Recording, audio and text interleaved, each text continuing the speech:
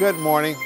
Today on Spotlight, a very frank and exclusive one-on-one conversation with the successful businessman who from 2000 to 2006 was the 55th president of Mexico. The Honorable Vicente Fox was in town recently to speak at Wayne State University's Forum on Contemporary Issues in Society, organized by former university president Dr. Irvin Reed. Vicente Fox, a Harvard Business School graduate, knows a lot about American and world issues. He sat down with me about 24 hours before the devastating Mexican earthquake to discuss immigration, jobs, crime, trade, U.S.-Mexican relations, the wall, and yes, American President Donald Trump. Buckle up for the opinions of former Mexican President Vicente Fox. It's Sunday, September the 24th. I'm Chuck Stokes, and this is Spotlight.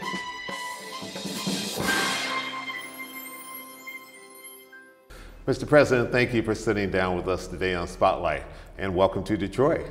Thank you very much. Very pleased to be here, back to Wayne University, where I was 10 years ago on a speaking conference, and I see a lot of things have changed since. And we're here to talk again about Mexico, about United States, about Detroit, about our state of Guanajuato, which has a very intense relationship with Detroit and Michigan through the automobile industry. The relationship between the U.S. and Mexico. If you had to give it a grade right now, what grade would you give it? Well, if it is on perception and what we hear, grade is 0. We are in a very bad moment. But I hope it's still just talk. It's just mouth saying. Is not what would happen in the near future. So I hope that's what it's all about. Because clarity, vision, light will come soon, so that we all learn that what we have done is the right thing to do, that we have progressed together, recognizing at the same time that we have problems, that we have shadows in our relationship, but by sitting down, by using our intelligence and our wisdom, by negotiating, things can be back to the great times that we have built all throughout NAFTA existence, which has been now 24 years. Mr. President, you said that you think the relationship between the U.S. and Mexico could be sort of like the relationship that we had with Cuba before President Obama was able to work out a relationship and smooth things over. Do you think that's a real fear that it could get that tense? I don't know what to think. I don't know, but you must guide yourself by what you hear, by what you see. And what is going on right now in the United States is a very strange thing to all of us foreigners. For instance, we don't understand saying, I will make America great. We know outside that America is great. It's been great, and it will keep on going great. How is that interpreted, that saying that President Trump has used, how is that interpreted by Mexicans? Well, we interpret it as a selfish thing, as a thing that does not go with good relations and diplomacy. We are not in this world only by ourselves. As Dalai Lama said, the world belongs to humanity, not to a president and not to a nation. There is 8 billion of us human beings in this globe, and we all have to share what we have, and we all have to improve what we're given. And same thing I would say in relation to the way you relate to the world. We have the perception that we're back to the old days of the ugly American, the imperialist America, the Uncle Sam with a stick, and we don't want to see that coming back.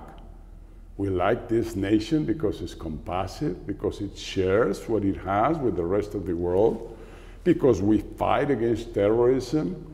We try to bring order to migration.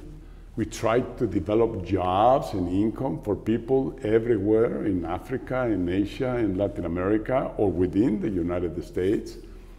We decided 24 years ago that we wanted to partner Canada, United States, and Mexico. And the question is why? What brought about NAFTA? And the answer is very clear. It was that we wanted to be the strongest, we wanted to be the most competitive and successful region of the world. And United States at that time thought it's not convenient for me to have a neighbor that is in poverty.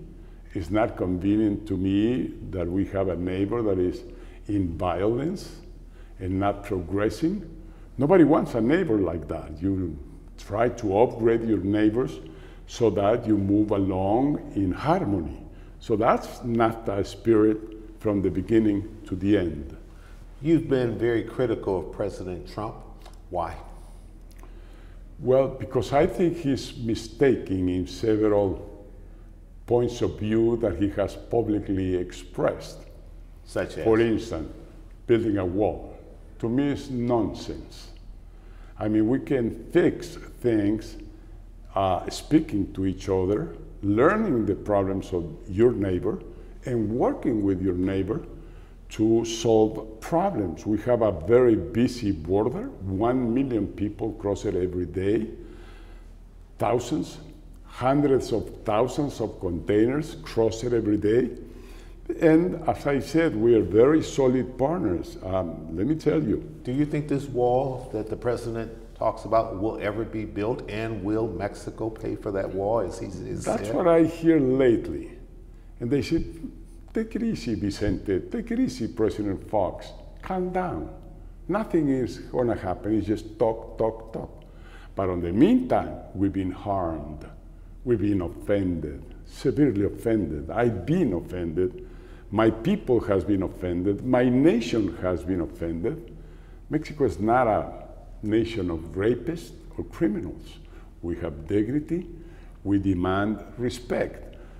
But also we've been affected on the relationship, because today Mexico says, I need plan B because this guy doesn't like us. So our plan B, we already went to China and said, how about if we start trading China and Mexico and the total of countries of the TPP. We already went to Brazil and Argentina to buy our corn, which today we're buying from the United States.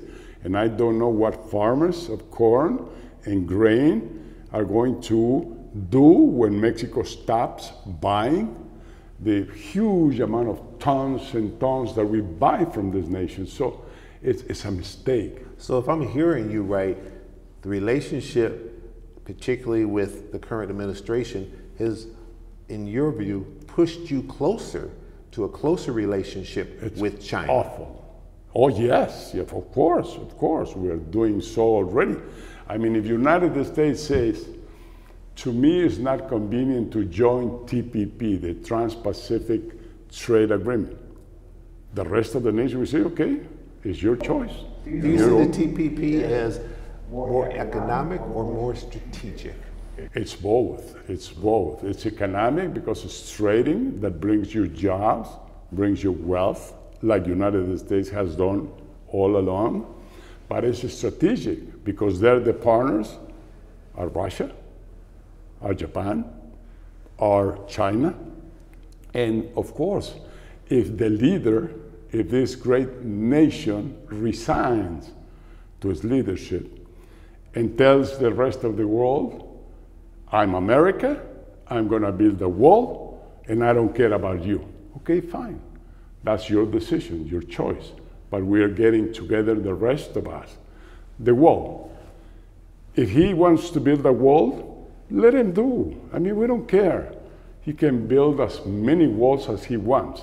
But to say that Mexico is going to pay for that fucking wall is where he's mistaken. Let's take a quick pause, and when we come back, I want to get your opinion about President Trump's decision to end DACA. We'll be right back.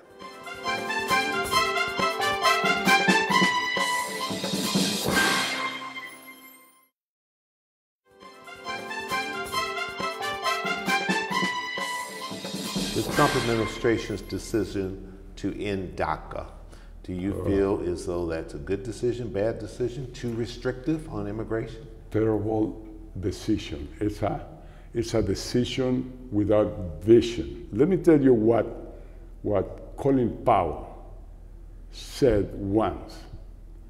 In this nation, United States, minorities will very soon be majorities. Then why don't we train, educate, prepare the leaders of tomorrow that are going to be coming from minorities pretty soon? What is Trump seeing in the future next coming? Minorities will be majorities. You kick them out. But those 800,000 kids deserve better. They have a dream, like all Americans have. The American dream is shared by all of us in this continent. They have a dream, and you cut the dream, and you kick him out. What's wrong with this guy? Why?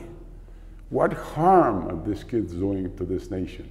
They're going to be the bright minds, the wise minds of the future. That's talent, pure talent that you should be fighting to keep here and not to keep them out. Mr. President, let's take a quick break, and when we come back, I want to get your opinion about a very serious issue in Mexico and the United States. That's crime.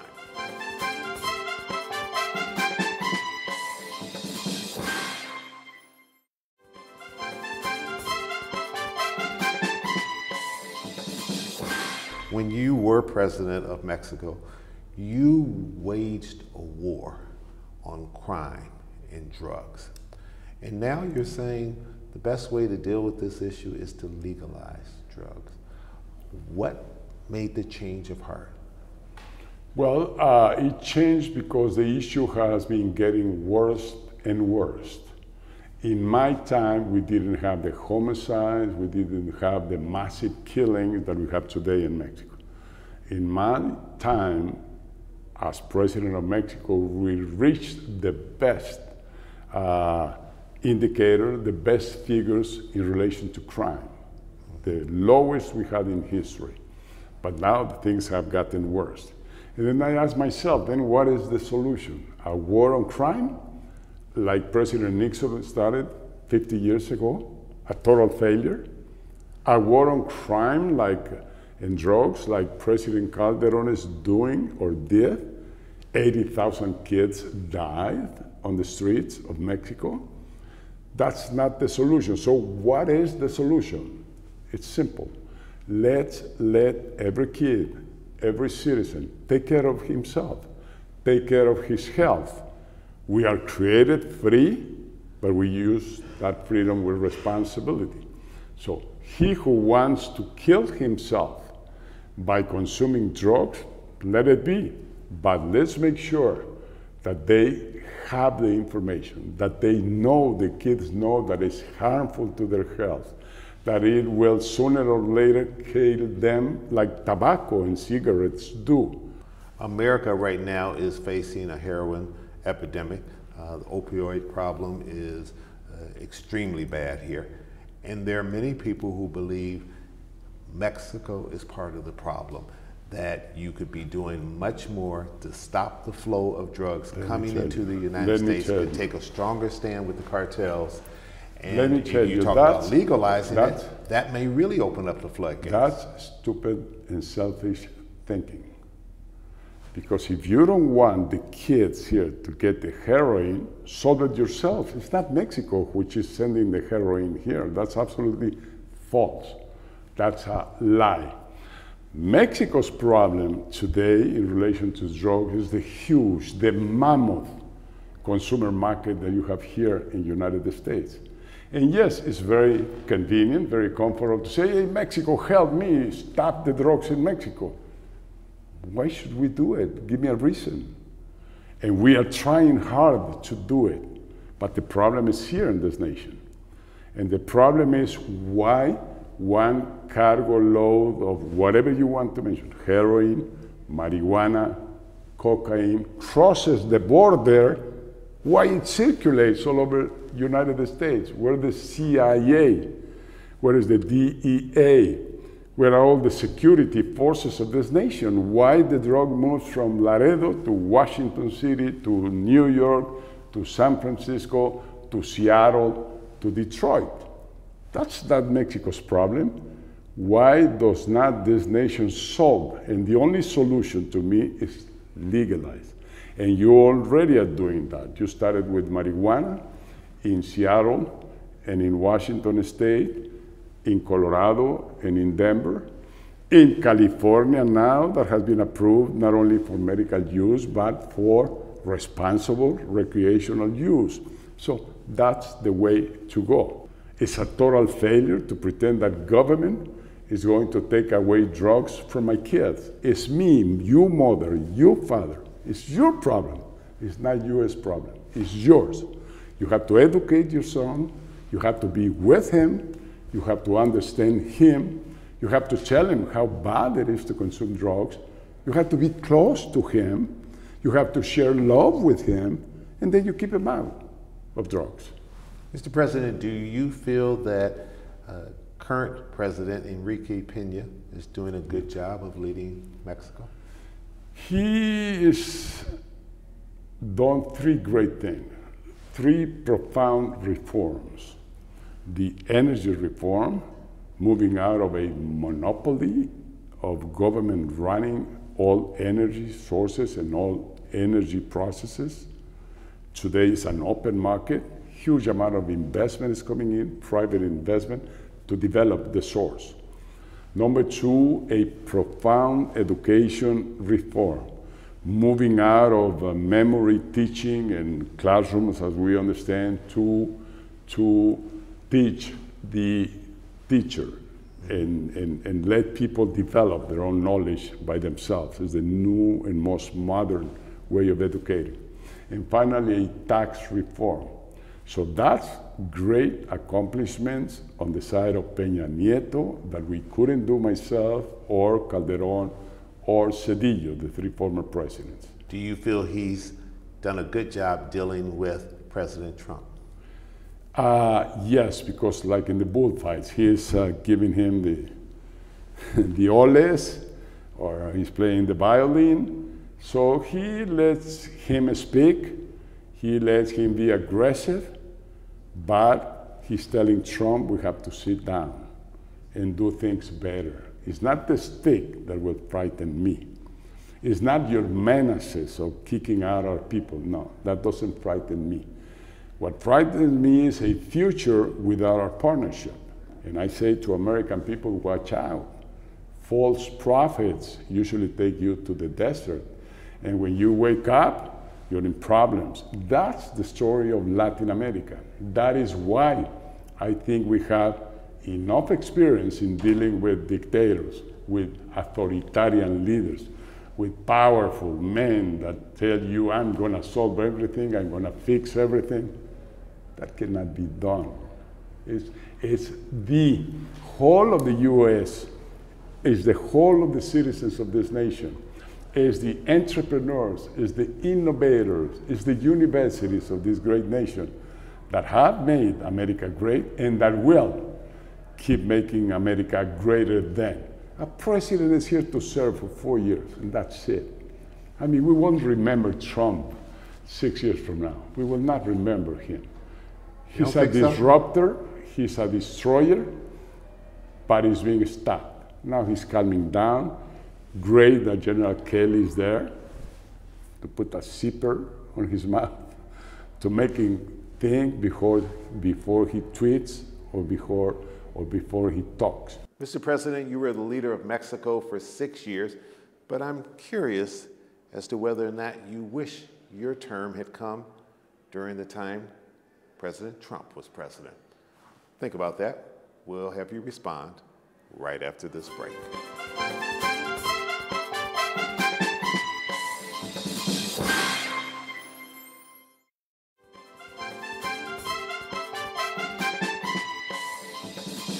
Quick final question. Do you sort of wish deep down inside that you could have been president when President Trump was president? Would have been fun. But I can assure you I would stand firm on him. I would speak to him very clearly. You know, I came from business also. Yes. And I moved into politics. Just that experience that Trump is going to go through will take him 3 years to understand the difference. In business, yes, you give instructions, and he who disobeys, you fire him. In politics, you cannot do that. You cannot run a nation with executive orders, without the approval of Congress, without the consensus with people, without that 60% majority that is not with him. He has his 35%. Yes, he has it. Very dogmatic, very fanatic after him, but it's only 35%. A leader cannot come into a nation, appropriate the nation for himself, and decide what this nation is going to do and what this nation is going to be all about. That will not happen. This majority, these people that was born free, that has enjoyed freedom, these people that is proud of the nation that they have built, these people that are U.S. citizens, sooner or later we say, Trump, please deliver or get out. And up to now, no delivery. This disruption, this destroying, aggressive attitude comes not to be good for our relationship. We are building something that is going to be great, that is great already. Let's keep on doing it. So please, Senor Trump, calm down, listen to your people, listen to experience, listen to history. That's much better than just shooting a tweet. Well, you've heard it, a very candid and a very frank former Mexican President Vicente Fox.